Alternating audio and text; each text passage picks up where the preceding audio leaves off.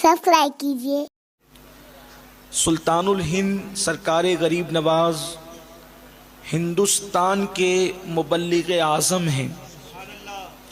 सबसे बड़ा दीन का मुबल्लिग और दीन का दाई होने का शरफ सरजमीन हिंदुस्तान पर अल्लाह तबारक व तआला ने गरीब नवाज को अता फरमाया है। ये बड़ा एजाज़ है गरीब नवाज के लिए कि आपको अल्लाह ने हिंदुस्तान का मुबल्लिग आज़म बनाया और आपके ज़रिए से अल्लाह ने अर्ज़ हिंद पर जो दीन का काम लिया वो किसी के हिस्से में नहीं आया। सरकार गरीब नवाज, उनकी ज़िंदगी को जब हम पढ़ते हैं, उनकी ज़िंदगी का मुताला करते हैं तो हम इस नतीजे पर पहुँचते हैं कि अल्लाह के रसूल सल्लल्लाहु अलैहि वसल्लम ने अपनी सीरत के जो गुल बूटे लगाए थे उसका अक्स जमील सरकार गरीब नवाज ने अपनी ज़िंदगी के अंदर ढाल लिया था। हम जो चीज़ें, बहुत सारी चीज़ें हम अल्लाह के रसूल अलैहिस्सलाम की ज़िंदगी में देखते हैं, उसका अक्स हमें सरकार गरीब नवाज की ज़िंदगी में नज़र आता है। मैं अपने नौजवानों को इस एतबार से हुजूर गरीब नवाज की ज़िंदगी आज पेश करना चाहता हूँ कि वो अल्लाह का रंग जो मुस्तफ़ा जान रहमत सल्लल्लाहु अलैहि वसल्लम की सीरत की शक्ल में सरकार गरीब नवाज ने अपने आप पर जो ओढ़ा था और जो चढ़ाया था, वो सीरत के रंग में इस कदर रंग चुके थे कि पैदाइशी तौर पर उन पर अल्लाह तबारक व तआला ने मुस्तफ़ा जान रहमत की सीरत का रंग चढ़ा दिया था, जिसको कुरान अल्लाह का रंग कहता है। मेरे प्यारे आका सल्लल्लाहु अलैहि वसल्लम के प्यारे दीवानों, इसलिए कि वक्त में बहुत ज़्यादा उसात नहीं है, बहुत इशारों के अंदर मैं आपके सामने कुछ बातें पेश करता हूँ। आपने सीरत के हवाले से, मुस्तफ़ा जान रहमत की सीरत तैयबा के हवाले से मिलाद के मौके पर सुना होगा कि माँ के शिकम में अल्लाह तबारक व तआला ने मुस्तफ़ा जान रहमत को ये शऊर अता फरमाया था कि मेरे आका सल्लल्लाहु अलैहि वसल्लम फरमाते हैं कि जब मैं माँ के पेट में था तो लौहे महफूज पर चलने वाले कलम की आवाज़ को सुन लिया करता था। ये अल्लाह के हबीब सल्लल्लाहु अलैहि वसल्लम का फरमान है कि जब मैं माँ के शिकम में था तो लौहे महफूज पर चलने वाले कलम की आवाज़ को सुन लिया करता था। इससे पता चला कि शिकम मादर में अल्लाह ने मुस्तफ़ा जान रहमत को आवाज़ सुनने का इदराक अता फरमाया। माँ के पेट में अल्लाह तबारक व तआला ने कुछ बोलने और करने का अल्लाह ने शऊर अता फरमाया। अल्लाह अकबर। अब ये सीरतुन नबी सल्लल्लाहु अलैहि वसल्लम का एक पहलू है, अगरचे इस हदीस मुबारका की सनद में लोगों ने गुफ्तगू भी की है, लेकिन उसकी तरफ जाने की बजाय अब आप देखें सरकार गरीब नवाज रदी अल्लाह ताला की वालिदा मोहतरमा बीबी उम्मुल वारा माह नूर रदी अल्लाह ताला अन्हा इरशाद फरमाती हैं कि जब मोइनुद्दीन मेरे शिकम में आए, आम तौर पर जो लोग साइंस पढ़ते पढ़ाते हैं उन्हें पता है और इस्लाम भी ये बात कहता है कि जब बच्चा माँ के पेट में 4 महीने मुकम्मल हो जाते हैं तो बच्चे में जान पैदा हो जाती है। अल्लाह तबारक व तआला बच्चे में जान पैदा कर देता है। गरीब नवाज की अम्मी जान फरमाती हैं, जिस दिन से मेरे बच्चे के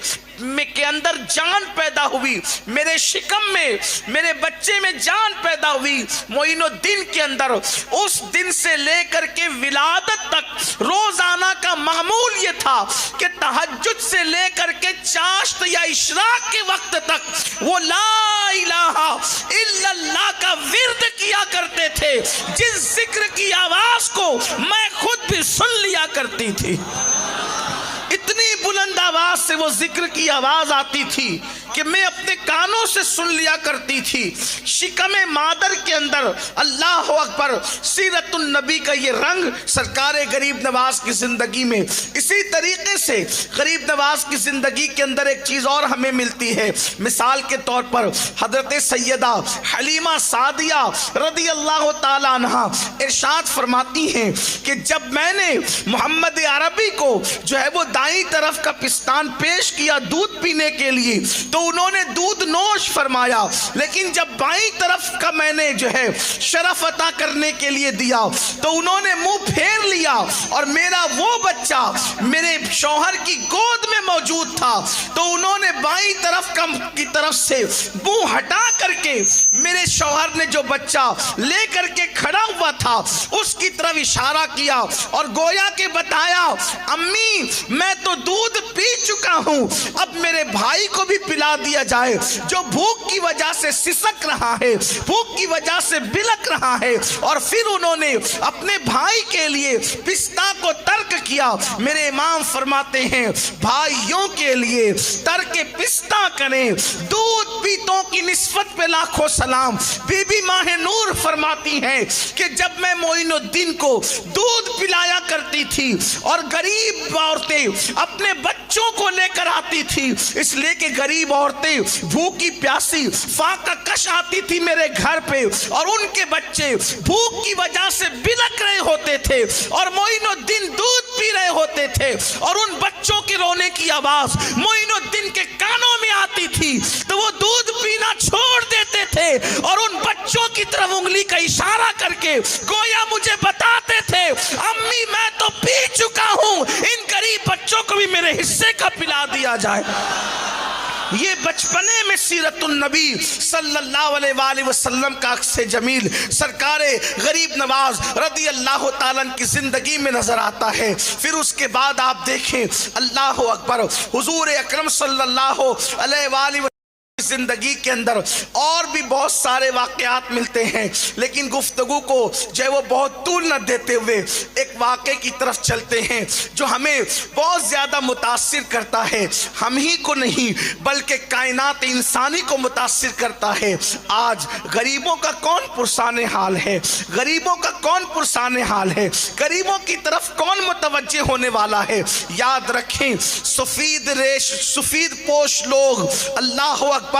غریبوں کے حق کی بات تو کرتے ہیں، لیکن جب غریب اپنا حق مانگنے کے لیے آتا ہے تو غریب کو ٹھوکروں سے جو ہے وہ ہٹا دیا جاتا ہے، راستے سے ہٹانے کی کوشش کی جاتی ہے، حق تک نہیں دیا جاتا۔ لوگ عطا کیا کریں، لوگ حق بھی نہیں دیتے، عطا اور حق میں فرق ہے، حق لوگ نہیں دیتے، عطا کیا کریں گے؟ اللہ اکبر۔ لیکن مصطفیٰ جان رحمت نے حق تو اپنی جگہ ہے، مصطفیٰ جان رحمت نے غریبوں کو عطا کیا، غریبوں کو نوازا۔ مثال کے طور پہ دیکھیں مکے کی سرزمین پر اونچ نیچ اور برادریوں میں انسانوں کو تقسیم کر دیا گیا تھا، مصطفیٰ جان رحمت نے حبشی اور عربی کو ایک مقام پہ کھڑا کر کے بتا دیا، نہ حبشی کو عربی پہ فضیلت ہے نہ عربی کو حبشی پہ فضیلت ہے، کسی کو عربی اور عجمی ہونے کی بنیاد پر ایک دوسرے پہ فضیلت نہیں ہے۔ ان اکرمکم